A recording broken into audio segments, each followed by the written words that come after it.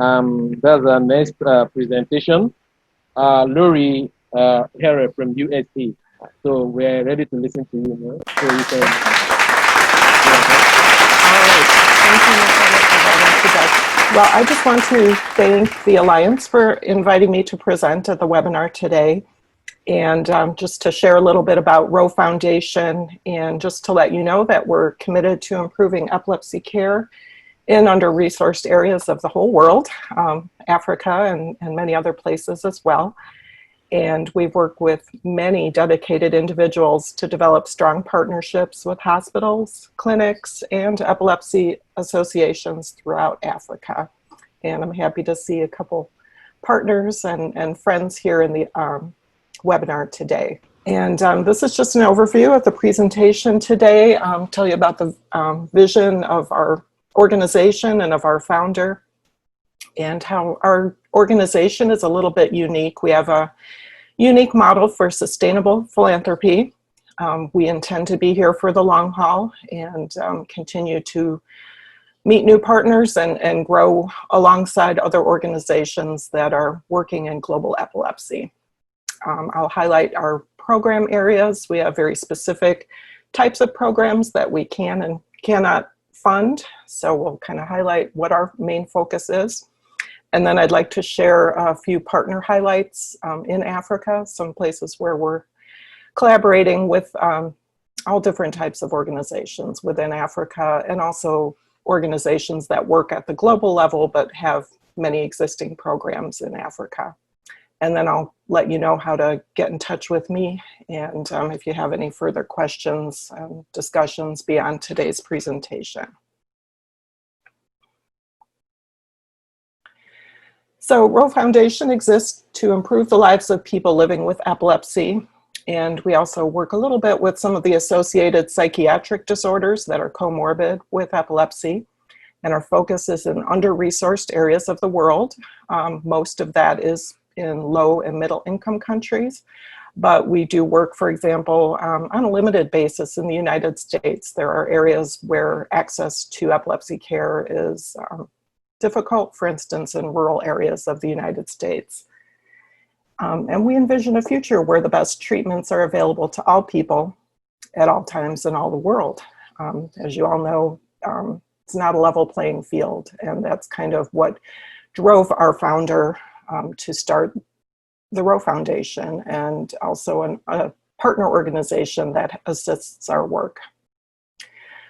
So we're part of something called a pharmaceutical social enterprise, which is unusual, maybe sounds like an anomaly, just because when we think of pharmaceutical companies, they're big pharma out to get profits and little else. And because of what big pharma's operations are typically, that means that they're not marketing pharmaceuticals in lower income countries because it's not profitable to them. But our founder, Scott Boyer, worked in big pharma industry in the US for 30 years and just reached a point in his life where he wanted to change how he was working as far as addressing some of the needs in low and middle income countries. And to him, epilepsy was really kind of a no-brainer, just because it's so highly treatable and there's this huge treatment gap. But he also recognized that it's not just about medication. There's a lot of other medical infrastructure issues that need to be addressed, diagnostic capabilities and so forth. So we're not just focused on medication.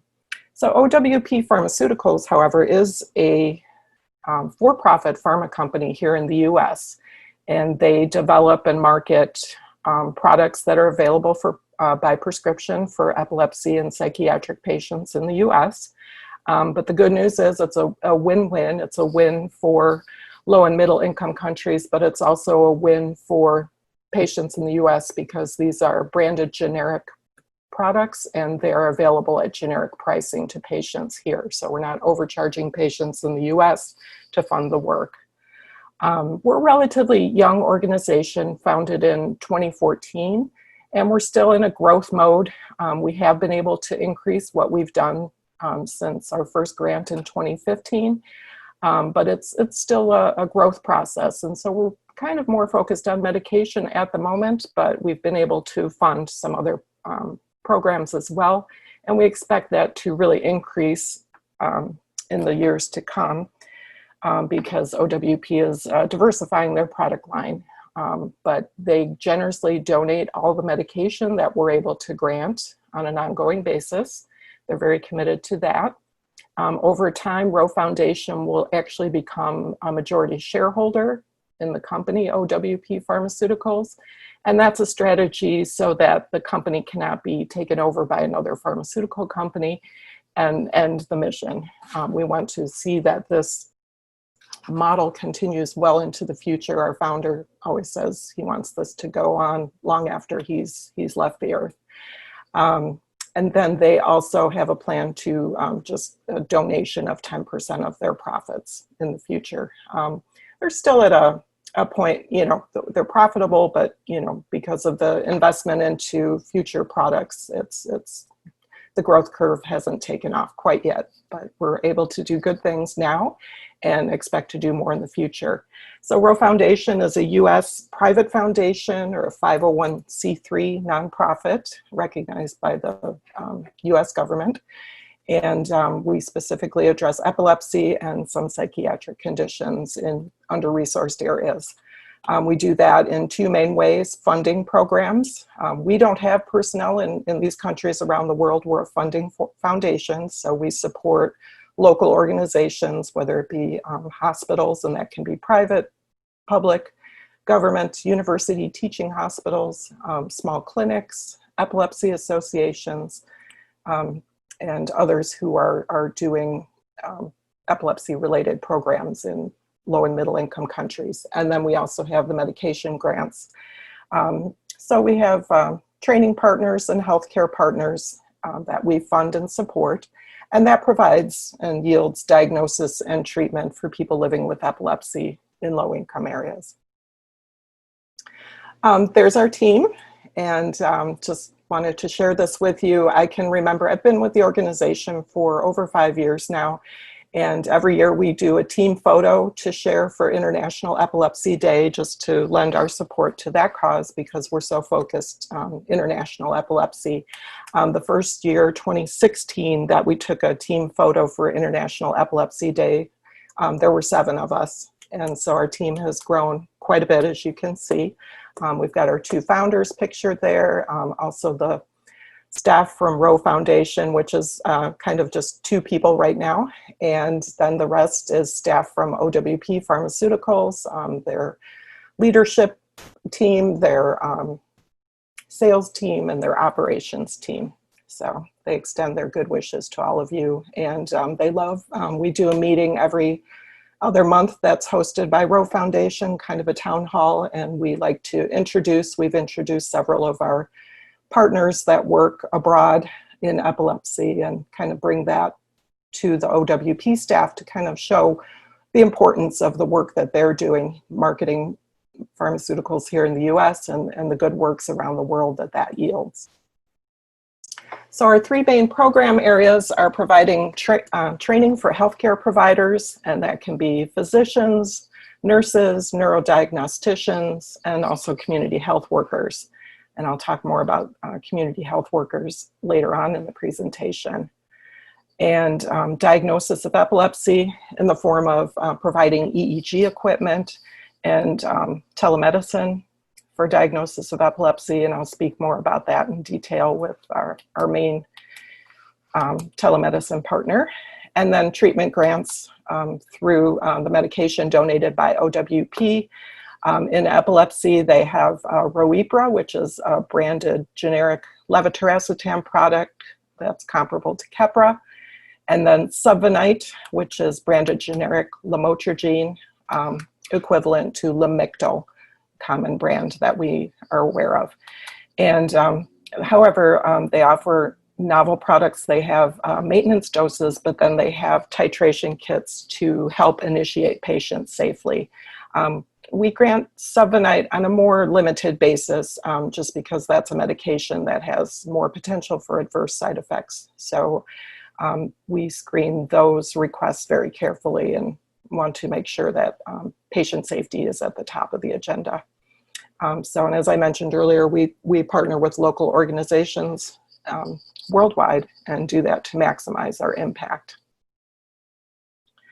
So the map here shows that since our first grant to Africa in 2016, this is the current view of our programs in Africa.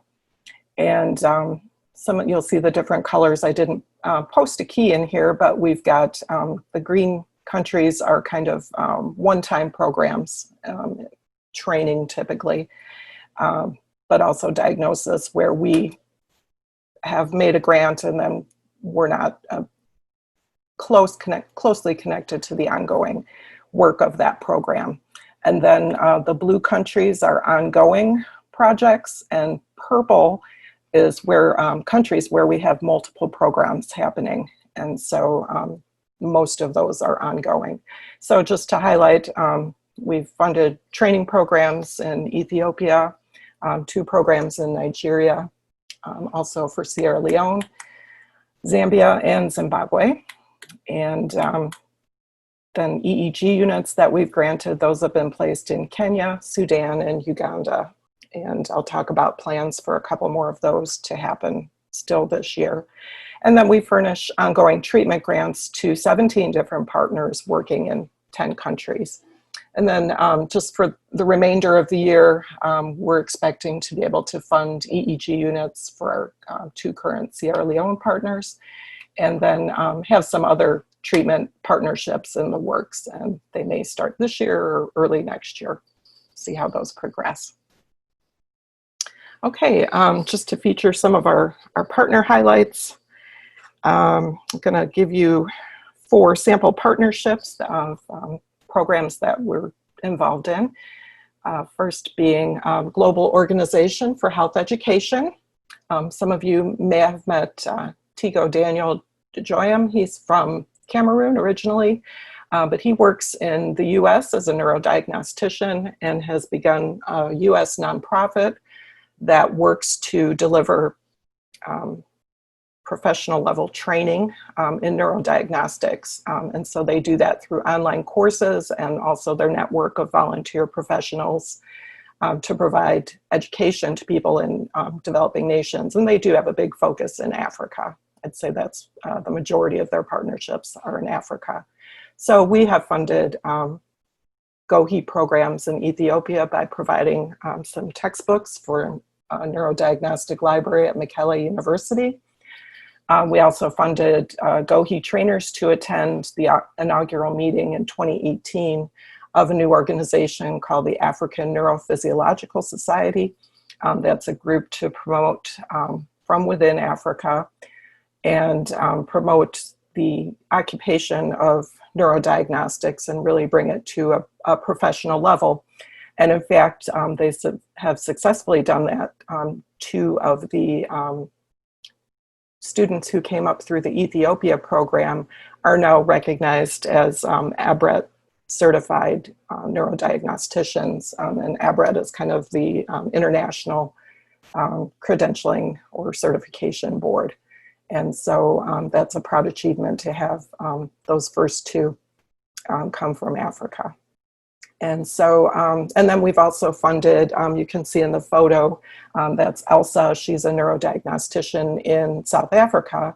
And we funded her to visit Epilepsy Support Foundation in Zimbabwe at the end of last year to evaluate 2 technicians who had gone through the online course with GOHI. And then she did kind of their final supervision evaluation, kind of did the clinical evaluation and observe them doing EEGs with patients that are in their community.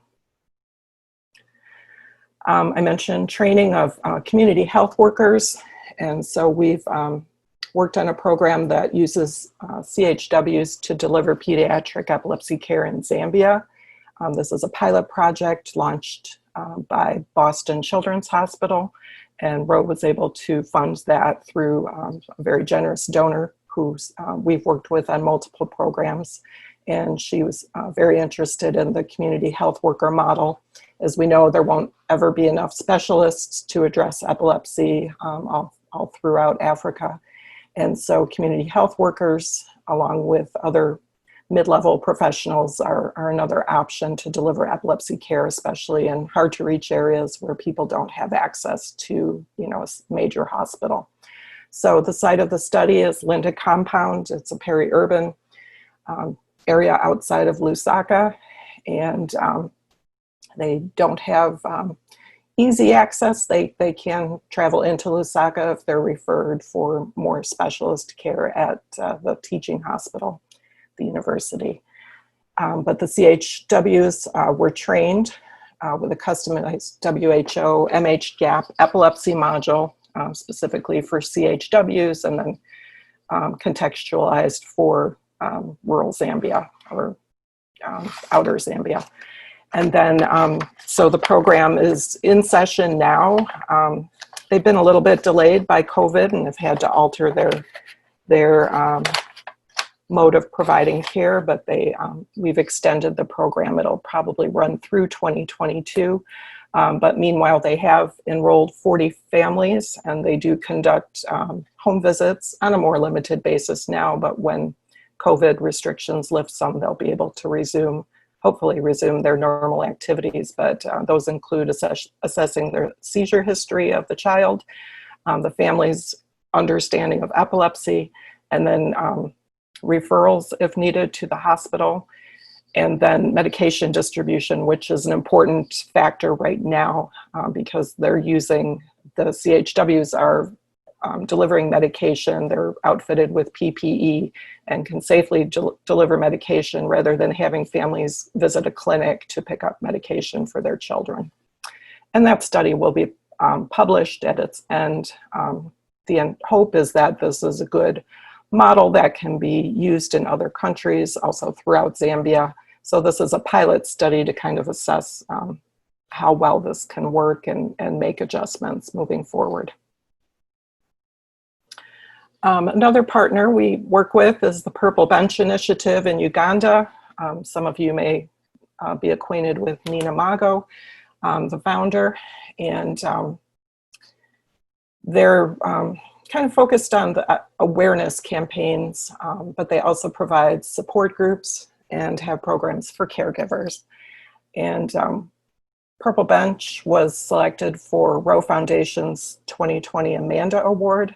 This is a cash grant that we present annually to a smaller organization that's making impact in their community. And we've had the occasion to meet with Nina on several occasions, and just really find her approach very engaging and really gets the message home, especially with children.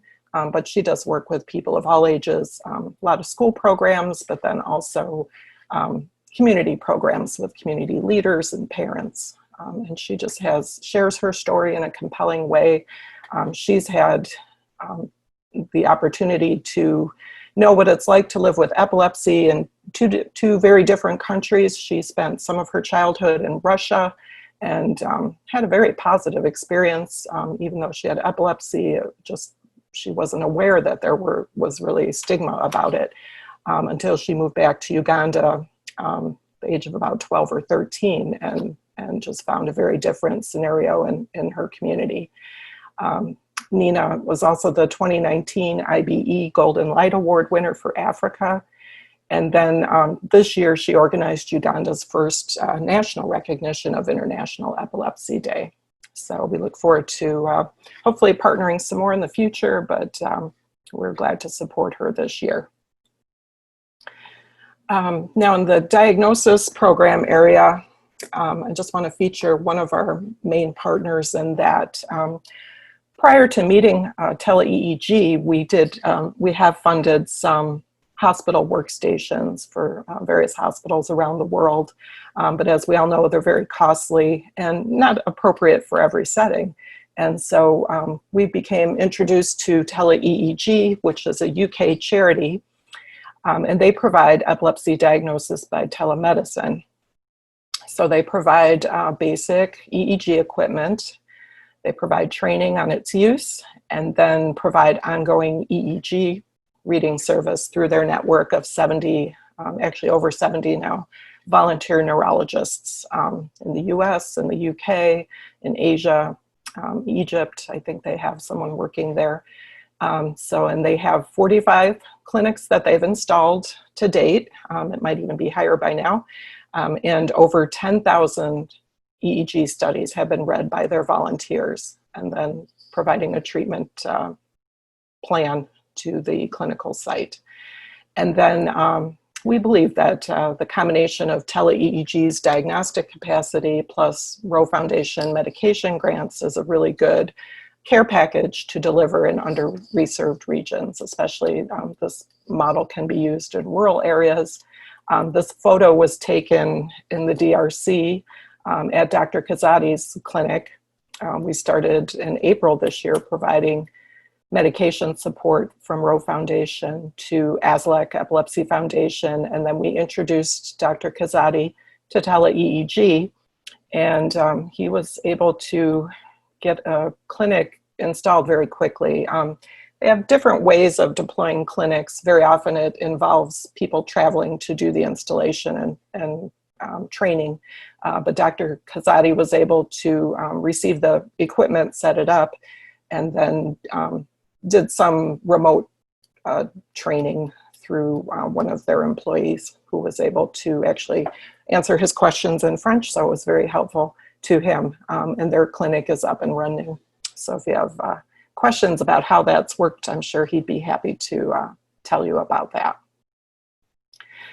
Some of our other collaborations with TeleEEG this year, we did fund a clinic install at Nyala Teaching Hospital in Nyala, Sudan. That hospital actually serves patients from Darfur region of Sudan, from South Sudan, Chad, and Central Africa Republic. So we think this machine will have a good impact in that region. And then we have furnished ROW medications to some of the existing TeleEEG clinics, including the one in Kisii, Kenya. In Western Kenya, we work with Zachary, who's in the photo there on the left in the TeleEEG shirt. And we've also begun providing medication to the Epilepsy Association of Zambia Epilepsy Clinic. ROW will fund 2 clinics in Sierra Leone, hopefully this year. That would be Epilepsy Association of Sierra Leone. They work closely with Dr. Lisk, who presented at last month's webinar. And then Loretto Health Service in McKinney. And I think Healy Foundation is attending the webinar today. So we've worked with them in Sierra Leone, and I think both partners are pretty excited about the opportunity to be able to bring EEG services in their areas. And then we've made referrals of some of our medication partners to TeleEEG. I mentioned Dr. Kazadi's ASLEC Foundation. We've worked also with, as pictured, Foundation for People with Epilepsy in Kenya. Their clinic has been launched, and we've been providing medication since earlier this year to them. And then we've referred several of our other African medication partners in Liberia, Uganda, and a second partner in the DRC, and they're both all in the process with TeleEEG and don't have install dates yet, but they're working through that process with TeleEEG. And then this is just a listing of the patients or partners, excuse me, that we're working with on an ongoing basis. All of our commitments on medication, with the exception of emergency aid, we commit to an ongoing supply of medication. And we've, since our first partnership for medication in 2016, we've not missed shipments. Sometimes there's a little bit of transit problem with delivery, which might delay, but patients, we're committed to keeping them supplied with their medication, because we recognize, as all of you do, that epilepsy patients need to have a consistent stream of medication to stay as seizure-free as possible. So these are some of the partners we work with, all of the partners in Africa, and as I mentioned, we have numerous discussions underway and hope to get those rolling either by the end of the year or in early 2021. Our focus today, of course, is Africa, but I just wanted to share briefly, we are involved out beyond Africa.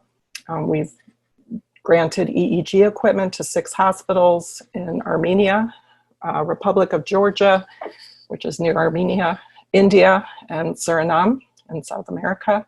We have ongoing medication grants to Armenia, Bolivia, Grenada, Guyana, and Haiti. And we also make single grants at different intervals to some global relief organizations, namely Direct Relief and AmeriCares. And we don't really know, some of that medication may very well be coming to Africa. We don't get reporting from them on where it's distributed, but we know it's handled with care by both organizations. And then we have also made emergency medication humanitarian aid grants to Venezuela since 2018 to help patients there. There's severe economic problems, and medication is very hard to come by. And so we've worked with an organization in the US founded by 4 Venezuelans. They're able to get the medication into the country. A lot of it is distributed through the Venezuelan League Against Epilepsy, and then also a network of the nonprofit organizations, doctors. And also we've sent medication on a one-time basis to some hospitals in Syria, and also provided post-hurricane relief for Puerto Rico in 2017.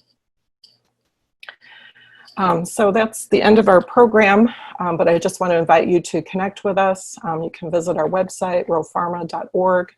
The arrow's pointing to the cover of our most recent program report. Each year we have a theme, and 2019's report was a focus on Africa, so you can download that through our website or just read through it. And then also on our website, you can sign up if you'd like to receive our monthly updates. We have just 1 email per month. We don't flood your inbox with lots of emails, just an update highlighting a project that we're involved in, or sometimes just general information about epilepsy. We have social media presence on LinkedIn, on Facebook and Instagram, and please feel free to email me at any time with your questions, and we can talk about ways that we might be able to work together in the future. Thank you.